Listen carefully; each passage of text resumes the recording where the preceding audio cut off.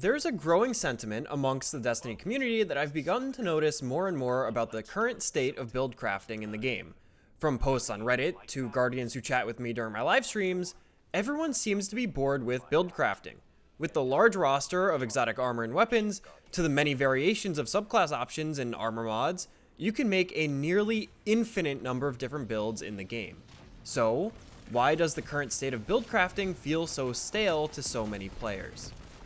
Hey everyone, I'm Rizeki, and welcome to my design analysis on the state of build crafting in Destiny 2. As always, thanks for stopping by. Ever since I got back into Destiny a few years ago, I have been a build crafter at heart. Maybe that's partially because the game designer part of my brain likes to figure out fun new ways to play, but it's also due to the fact that build crafting lies at the center of all Destiny's content. The core gameplay of Destiny relies on the player customizing the experience to fit how they like to play. You could pick a scout rifle and kill enemies from afar. You could take a shotgun and get up close and personal. You could shoot a massive space laser, or you could place a healing zone for your team. The list goes on and on. There is something very special about the way players can curate the exact build they want to play to make their experience better. But in Destiny, most players just seem to use the same builds as one another. With so many options in the game, why do players stick to the same things? This brings us to our first major roadblock in the way of opening up build crafting, and that is the over-reliance on the meta. What actually defines something as the meta? Meta is an acronym that stands for most efficient tactic available. As that literally implies, a meta build is something that is the best available option in the game. There are a couple factors that I believe can lead to a build being considered meta.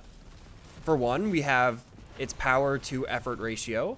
For two, we have how accessible the build is. And for three, we have the potency of the build in a particular activity. I simplified the list to these three major points to keep the video easier to follow, and so it doesn't end up being too long. A meta build doesn't necessarily have to hit all three of these points, depending on how much it satisfies one point versus another. I also ordered them specifically in this way. The number 1 point is the most impactful reason, with the latter items being less impactful and more situational. Starting with the power effort ratio, this refers to how strong a build is, compared to how much effort is required to play it. Usually a build that satisfies the PE ratio will be something like Banner of War Titan. Banner of War Titan only requires you to be able to get melee kills to proc banner healing, and there are a number of ways to do that baked right into the kit, such as grapple melees or frenzied blade.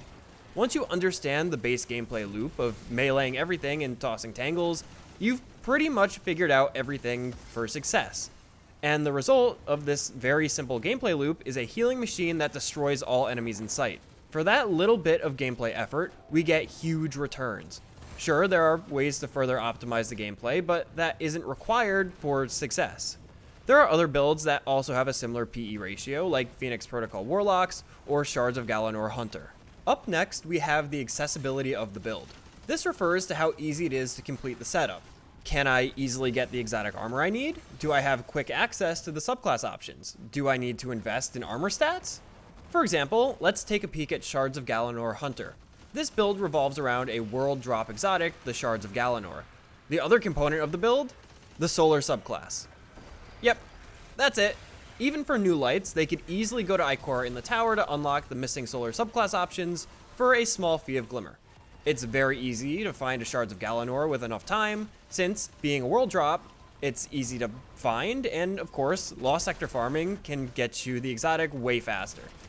Since there are so few requirements to put the build together, a lot of players will understandably invest into it to get up and running with a strong build quickly. Not only that, but hey, Shards is a good build anyway. High super uptime makes a lot of content in the game a breeze. Finally, we have a build's potency. This is last because it's a little bit more niche than the other two. Not all builds are good for all content or encounters. Assassin's Cowl Hunter is great for general gameplay, but doesn't cut it for a boss DPS encounter. Phoenix Protocol is awesome for GM Nightfalls, but there's no reason to use it for something like Salvage. Speedrunning meta is completely different from playing the game normally too. Different content has different metas, and a lot of specific activities have meta builds that require more investment than is required for general content. For an optimal DPS meta loadout, we could take a quick peek at one of Aegis Relic's boss DPS builds for Hunter, specifically the Spire of the Watcher's Persis encounter. For this build, you need Star Eater Scales, Radiant Dance Machines, Wither Horde with a completed Catalyst, a Godroll Wilder Flight, and a fully crafted rocket launcher. Not only this, but you have to master hot swapping exotics mid DPS, as well as mastering the weapon damage rotation. This build puts in a ton of work, but requires a lot of investment in terms of build requirements and gameplay mastery. It's meta, but it's not the most popular option for 99% of the content in the game for this reason.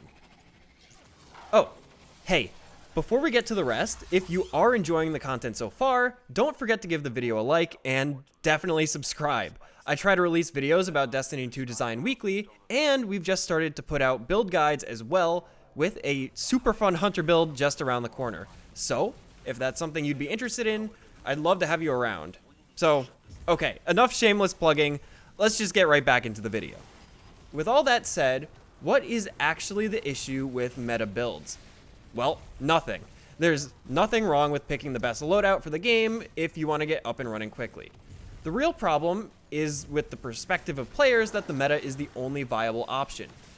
Not that it is the best, but rather the only. When people tell me that build crafting is stale, a lot of that is because they feel stuck using a handful of builds that dominate the game. For example, Warlocks feel constrained to Solar, whether that's Phoenix Protocol and GMs or Sun Bracers for general content. Not to mention, Bungie is actively pushing Solar this season through the seasonal artifact. Actually, you know what? Let's go into talking about the seasonal artifact for a minute. The seasonal artifact is a vector in which Bungie can shake up the meta each season with. Typically, they will provide mods that empower 1 or 2 subclasses, and a slew of mods that change the anti-champion weapons. This season, Solar and Stasis are the subclasses in the spotlight. The reason for the artifact mods existing makes perfect sense. It gives us novel additions to the game that can keep a subclass fresh. The issue with the seasonal artifact is that it over-centralizes a season's meta around the featured subclasses. The Solar mods are so strong this season that players are almost exclusively using Solar in PvE. Seasonal mods are very accessible, only requiring you to level up your artifact, and take up absolutely no space on your armor like they once did before Lightfall. This ease of access, paired with the power of these mods, relates directly back into my first and second meta bullet points. A low barrier of entry, no huge impact on learning new gameplay mechanics, and a high power level makes these mods instantly meta. So much so, in fact, that they overshadow the non-featured subclasses. Assassin's Cowl Arc Hunter is still an evergreen build in my opinion, but no one is running it because Solar is, well, theoretically stronger just because of the seasonal artifact. Does that make Arc Hunter bad? No! It's still viable, just not the absolute best option available in the game currently. What about actually making a build?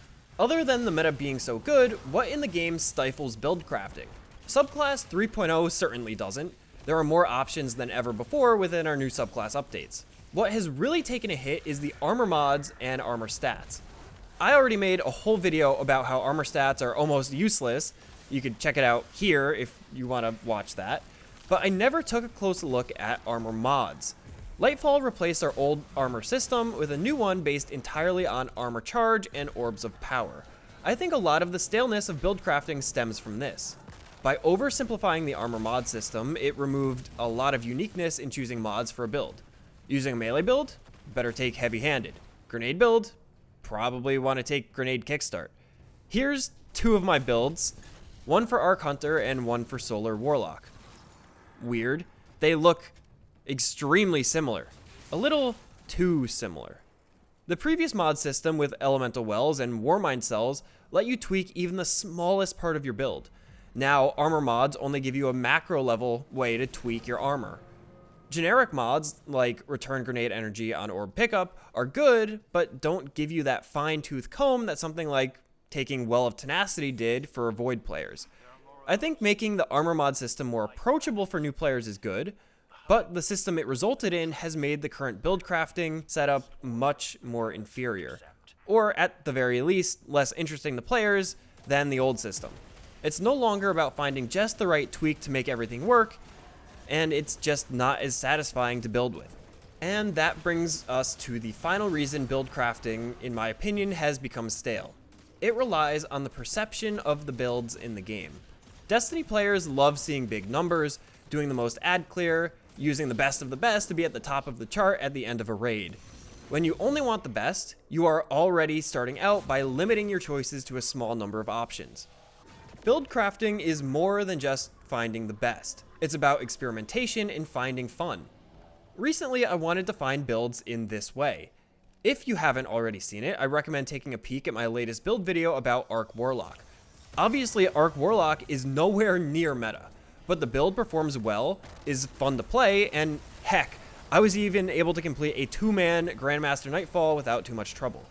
I only found that build by opening up to other options that are overlooked by most people in favor of the best of the best. But it's not just about players not wanting to try things outside the meta.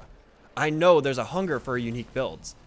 It's also a result of a culture of LFG actively dissuading players from using anything that isn't perfect.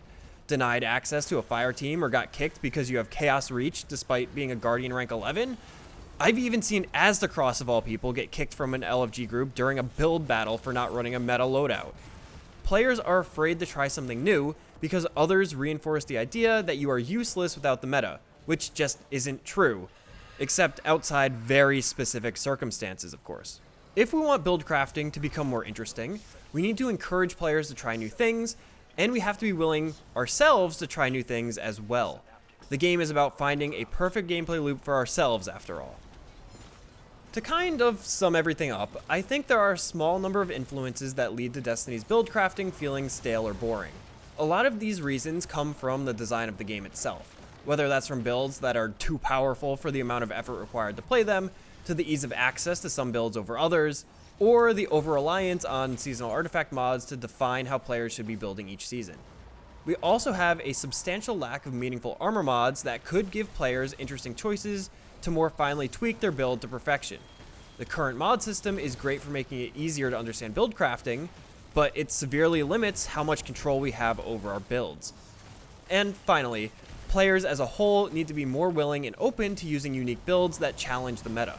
Be comfortable using what's fun, and letting players use what they think is fun. Most content, after all, doesn't require anything too specific. Buildcrafting is part of the DNA of Destiny that makes it fun for a lot of players, and reigniting the passion for making fun new builds might just be what we need to make it great again. But maybe that's just my opinion. What do you think about buildcrafting in Destiny? Do you stick to the meta?